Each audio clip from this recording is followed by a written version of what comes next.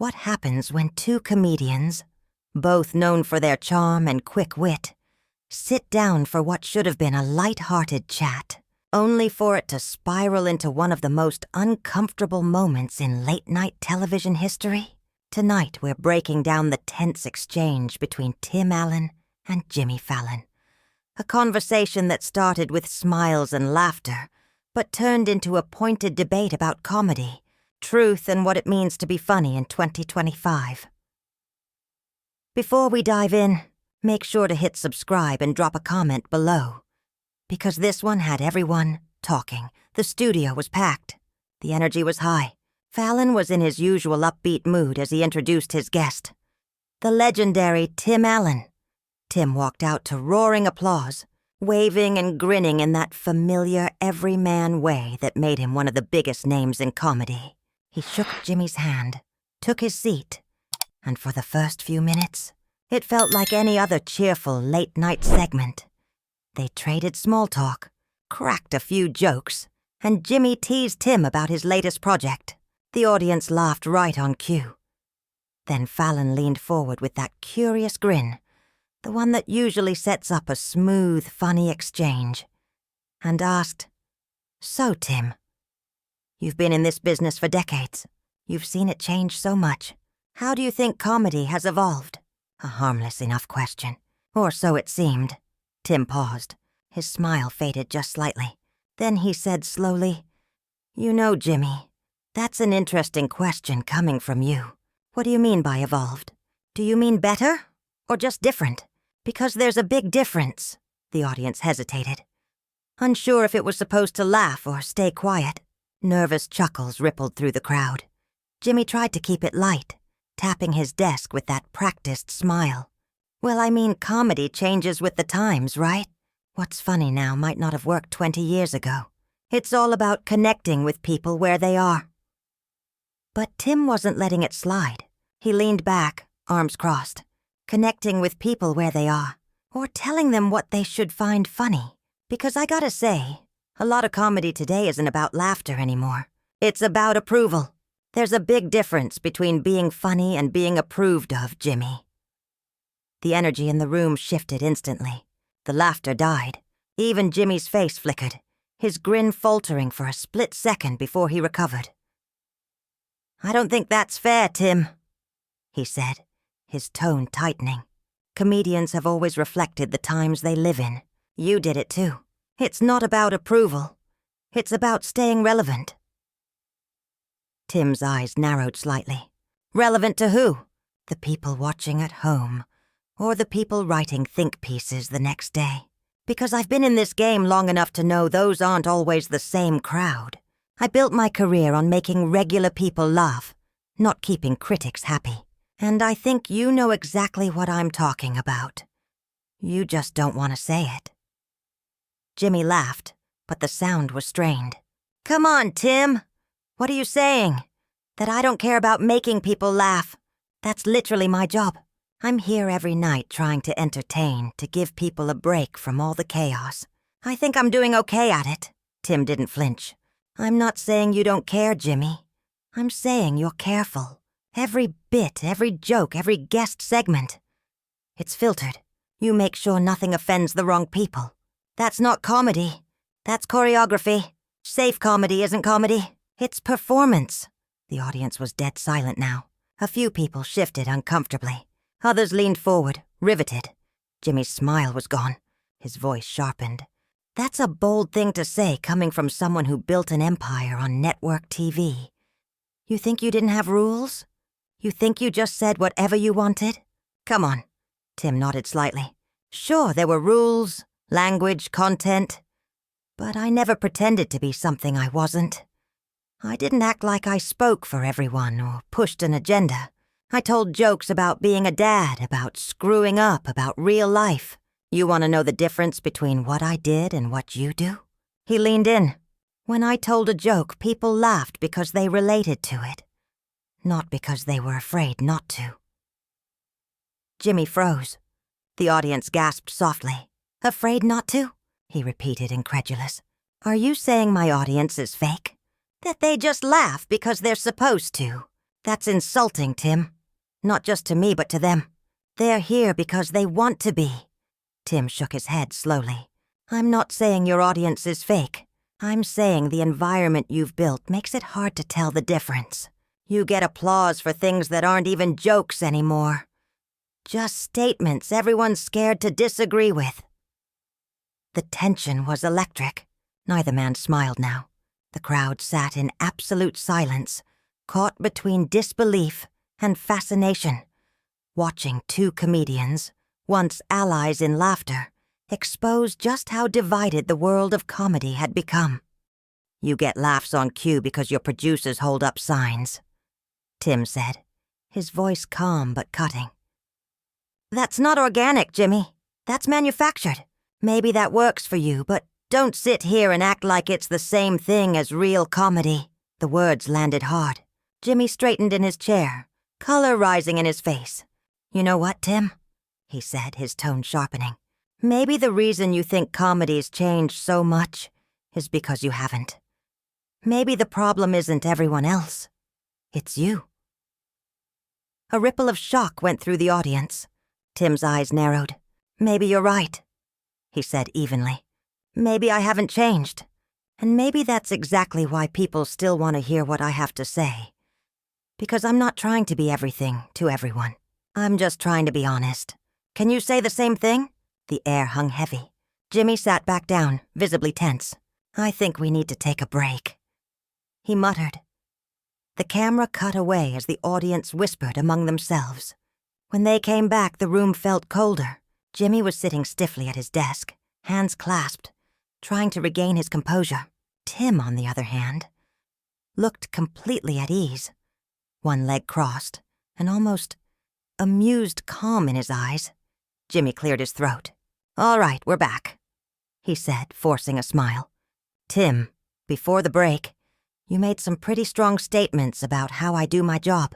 I want to give you a chance to clarify, because maybe we're talking past each other here. What exactly is your issue with the way modern comedy works? Are you saying everyone who doesn't do it your way is wrong? Tim leaned forward, resting his elbows on his knees. I'm not saying anyone's wrong, Jimmy. I'm saying comedy used to be about risk. It used to be about saying the thing people were thinking, but too afraid to say out loud. That's what made it powerful. Now it feels like comedy's about making sure you're never the bad guy in the room. It's about coloring inside the lines. And when you do that, when you play safe, you lose the edge that makes comedy matter. Jimmy's eyes flashed. Okay, but what you're calling coloring inside the lines, other people might call being respectful. Not every joke needs to punch down, Tim. Not every joke needs to make someone feel small to get a laugh. Maybe comedy has evolved because we've realized you can be funny without being cruel. Is that really such a bad thing? Tim shook his head. See, that's where you twist it. I never said comedy should be cruel. I said it should be honest. There's a difference. We used to be able to laugh at ourselves, at our flaws, our absurdities, without worrying someone was going to write a think piece about it the next morning. You act like the only two options are be mean or be safe. But there's a third one, Jimmy. Be real. And that's what's missing. Jimmy's jaw tightened. Real according to who, Tim? According to you? Because I'm pretty sure the millions of people who tune into this show every week think what we do here is real. They connect with it. Just because it's not your style doesn't make it fake. You don't get to be the gatekeeper of what counts as real comedy. Tim smiled faintly, but there was no warmth in it. I'm not trying to be a gatekeeper. I'm just pointing out the difference between connecting with people and managing them. Ask yourself, does your audience really connect with you? Or do they just like that you never challenge them? Do they laugh because you're funny? Or because you make them feel comfortable? There's a difference, Jimmy. And deep down, you know it. The crowd was locked in, utterly silent, some wide-eyed, some uneasy. Jimmy ran a hand through his hair, exhaling sharply. You know what, Tim? I think you're projecting. You're mad because the world moved on, and you didn't. Comedy isn't just one guy on a stage saying whatever he wants anymore. It's collaborative. It's thoughtful. It's inclusive. And if that bothers you, maybe that says more about you than it does about the rest of us. Tim's expression hardened. Inclusive for who, though? For the people who already agree with you. Because from where I'm sitting, it looks like comedy is only inclusive if you think the right way, laugh at the right things, and never question the narrative. That's not inclusion, Jimmy. That's conformity.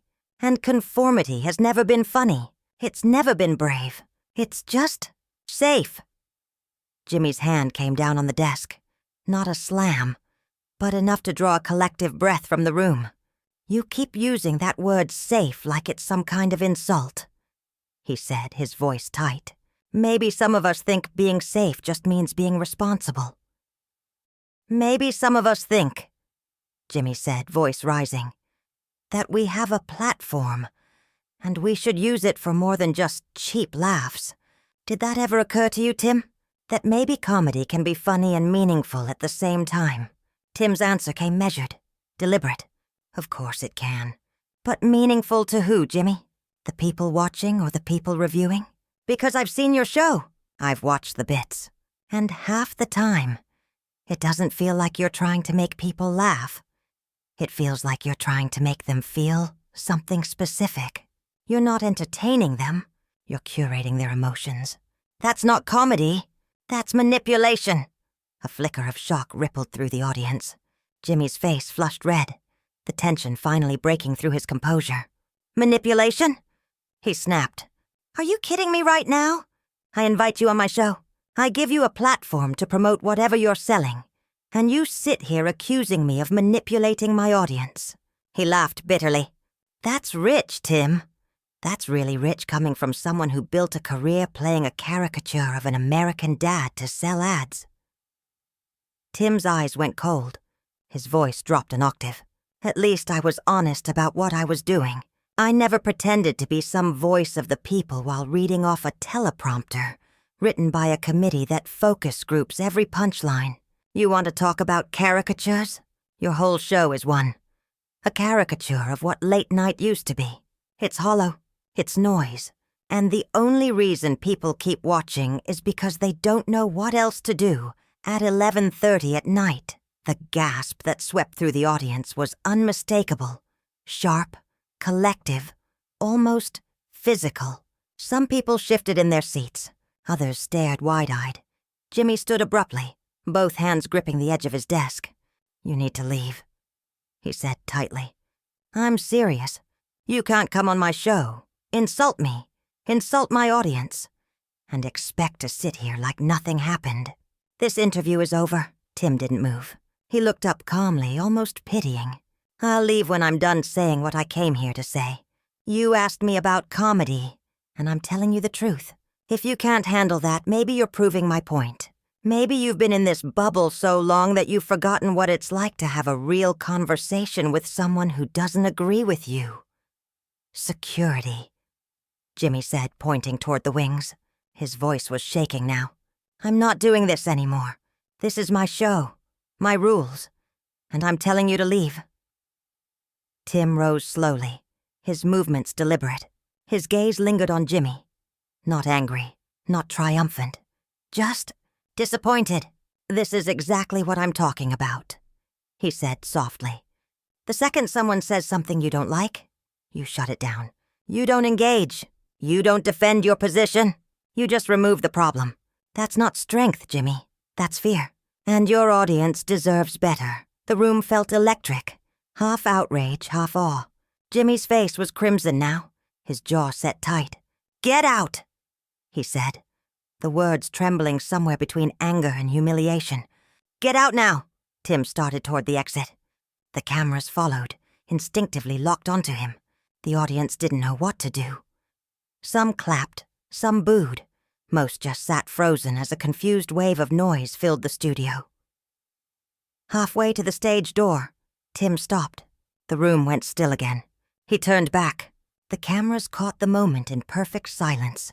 Jimmy stood rigid at his desk, hands flat on the surface, trying to steady himself, Tim met his eyes. "You know what the saddest part of all this is, Jimmy?" he said quietly. "You actually have talent. I've seen it. I've seen you be real. You can connect. You can make people laugh for the right reasons. But somewhere along the way, you traded that in for approval. You stopped trying to be funny and started trying to be liked. Now you're hosting a show that doesn't challenge anyone, doesn't risk anything, and doesn't mean anything. That's the tragedy." For a moment, Jimmy said nothing. His hands were trembling slightly, but when he spoke, his voice came out sharp and clear. "You don't get to tell me what my show means. Tim, you don't get to stand there and judge me like you're some kind of moral authority on comedy. I work hard, every night, to bring people joy. That's what I do. And if that's not edgy enough or pure enough for you, fine. But don't stand on my stage and act like you're doing me a favor by tearing me down. That's not honesty. That's arrogance." Tim paused, nodded once, almost respectfully, and replied, "Maybe, but at least it's mine." He turned, walked off stage, and the cameras caught Jimmy staring after him, jaw tight, the laughter sign flashing uselessly above the stunned, silent crowd. Jimmy's words hung in the air like static, the kind that buzzes in the silence after a punchline that doesn't land. Then Tim said evenly, "Maybe you're right. Maybe I am arrogant. But at least I'm not pretending to be something I'm not. At least when people watch me, they know exactly what they're getting. Can you say the same? Or are you so busy trying to be everything to everyone that you've forgotten who you actually are?"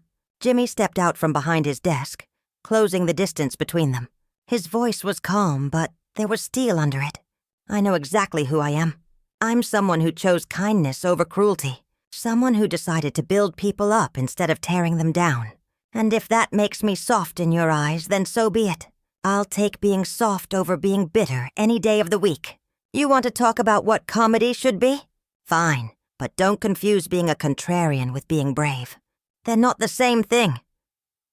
For the first time, Tim's expression faltered. A flicker, barely visible, but real. He recovered quickly. "Kindness is great, Jimmy. I'm all for kindness. But kindness without truth is just patronizing. You think you're building people up, but really, you're just telling them what they want to hear. That's not respect. That's pandering. And your audience? They're smart enough to know the difference, even if they don't say it out loud." Jimmy took a slow breath, steadying himself. His voice was quieter now, but every word carried weight. "You think I don't tell the truth? You think when I sit at that desk every night, I'm lying to people? I talk about my kids, my fears, the things that actually matter to me. Just because I don't code it in cynicism doesn't mean it's fake. Maybe the problem isn't that I'm insincere, Tim. Maybe the problem is you don't recognize sincerity anymore unless it's dripping with sarcasm." The studio was so quiet, you could hear the hum of the lights. Tim held Jimmy's gaze for a long beat before replying. "Maybe you're right about that too," he admitted. "Maybe I have gotten cynical. Maybe I've been doing this so long, I forgot what it's like to make people laugh without dissecting why. But if that's true, I'll take cynical and honest over naive and performative. At least I can live with myself." Jimmy shook his head. "Performative. You keep using these words like they prove your point, but all they show is that you've stopped listening to anyone who doesn't already agree with you. You've built this wall around yourself where anyone who does comedy differently is automatically wrong, automatically fake, automatically lesser. That's not wisdom, Tim. That's insecurity. And honestly, I feel sorry for you, because you're missing out on a lot of good work by people who care just as much as you do. They just care differently." Tim let out a short, humorless laugh. "I don't need your pity, Jimmy. And I'm not missing out on anything. I see what's happening in comedy right now, and I'm choosing not to play along. That's not insecurity. That's a choice. You want to be part of the machine? Fine. Keep doing your scripted bits, your pre-approved jokes. Keep playing it safe. But don't expect me to call it art just because it makes you feel better." Jimmy's face tightened, a mix of anger, hurt, and fatigue. "You know what? I tried. I really did. I tried to have a real conversation to see your side, to find some common ground. But you don't want that. You don't want a dialogue. You want to win. And I'm done playing that game. So yes, I'm asking you to leave. Not because I'm afraid of what you're saying, but because this stopped being about comedy a long time ago. Now it's just about you trying to prove something to yourself. And I'm not going to be part of it. Tim stared at him for a long, heavy moment. There was something in his eyes. Regret, maybe, or just exhaustion. Finally, he said, "Fair enough. But before I go, let me leave you with this. Comedy is supposed to make people uncomfortable sometimes. It's supposed to push boundaries and ask questions that don't have easy answers. If you're not willing to do that, then you're not really doing comedy. You're doing entertainment. And there's nothing wrong with that. Just don't confuse it with something deeper. Don't confuse it with art." Jimmy didn't respond. He just stood there, arms crossed, watching as Tim turned and walked toward the curtain. The audience was completely silent. No laughter, no applause.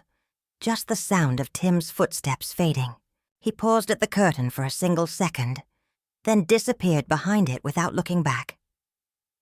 Jimmy stood in the center of the stage, breathing hard. After what felt like forever, he walked back to his desk, sat down, and looked directly into the camera. His voice was steady but strained. "Well," he said quietly, "that was something. I don't really know what to say right now. Honestly, that's not what I expected when I invited Tim on the show tonight.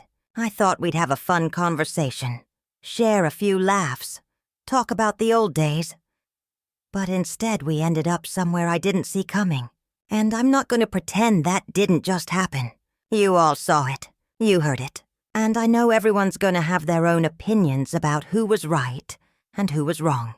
All I can say is, I came into this trying to be respectful, trying to be open, and I did the best I could." He rubbed his face, exhaled, then continued. "Comedy is hard. It's always been hard. And yeah, maybe it's harder now because we actually think about how our words affect people. But I don't think that's bad. I think that's progress. I think caring about what you put into the world is a good thing. And if that makes me soft or safe or whatever label Tim wants to use, then fine. I'll take it. Because at the end of the day, I just want to make people feel a little bit better than they did before they turned on the TV. That's it. That's all I've ever wanted." He looked down, shuffled a few papers he didn't need to, then looked back up with a tired half smile. "Anyway," he said softly, "we're going to take a quick break. We've got a great musical guest coming up, and I promise the rest of the show will be a lot lighter than what you just witnessed. Thanks for sticking with us. We'll be right back." The cameras cut to commercial. The studio remained still. The audience caught somewhere between shock and awe. Some whispered. Others stared. A few were already typing on their phones, the moment going viral before the music even started. What began as a simple late-night interview had turned into a defining moment. A raw, unfiltered clash over comedy, authenticity, and what it means to be a comedian in today's world. So that's what happened when Tim Allen and Jimmy Fallon sat down for what should have been an easy conversation.